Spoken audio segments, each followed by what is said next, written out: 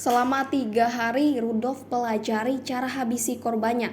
Pelaku batal gunakan jasa pembunuh bayaran. Christian Rudolf Tobing telah merencanakan dengan matang untuk melakukan pembunuhan terhadap korbannya AYR alias Ica berumur 36 tahun. Pasalnya, Rudolf diketahui sempat mempelajari cara-cara menghabisi nyawa orang supaya tidak bersuara melalui internet. Pelaku men-searching lagi bagaimana cara membunuh orang supaya tidak bersuara. Itu dipelajari selama 3 hari.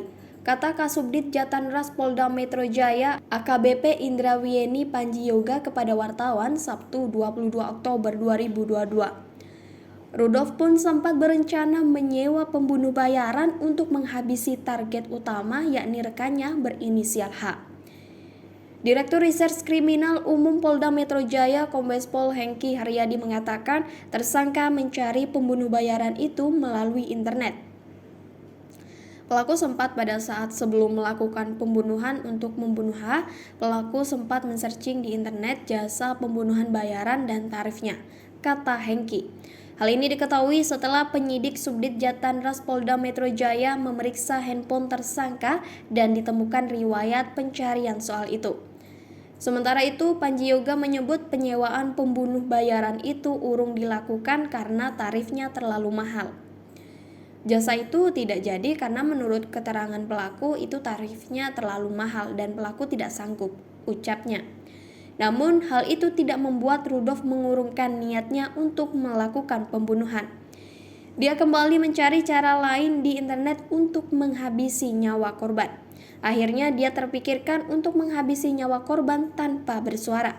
Terkuak detik-detik terakhir pembicaraan Christian Rudolf Tobing dengan AYR alias Ica sebelum dieksekusi. Rudolf memberikan ancaman dari sebuah pertanyaan kepada Ica. Meski jawaban Ica tidak macam-macam, tapi Rudolf malah tega mengeksekusi rekannya tersebut. Setelah dieksekusi di apartemen di kawasan Jakarta Timur, jasad Ica dibuang Rudolf di kolong tol Becakayu, Bekasi, Jawa Barat. Awalnya Rudolf berniat membunuh rekannya berinisial H yang kini bermusuhan. Namun tersangka mendapat kesulitan untuk membunuh H sehingga dia mengganti target kepada Ica. Ica juga menjadi target Rudolf untuk dibunuh karena dirinya merasa sakit hati menganggap dikhianati oleh Ica yang akrab dengan H. Untuk itu, Rudolf membuat siasat dengan mengajak Ica siaran podcast pura-pura agar terpancing ikut ke apartemen di kawasan Jakarta Pusat yang menjadi lokasi pembunuhan.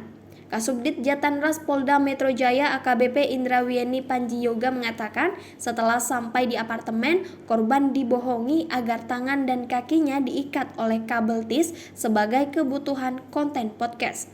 Dalam keadaan tangan dan kaki terikat, pelaku lalu bertanya dengan nada ancaman kepada Ica perihal apakah korban memilih berteman dengan Rudolf atau sosok H. Pelaku menyampaikan kepada korban, kamu akan ada di kubu mana, saya atau H? Dan dijawab korban di bagian kamu, kata Panjiyoga kepada wartawan Sabtu 22 Oktober 2022. Rudolf lalu menagih komitmen dari Ica. Dia meminta Ica mengirimkan sejumlah uang kepadanya sebagai modal untuk membunuh sosok H.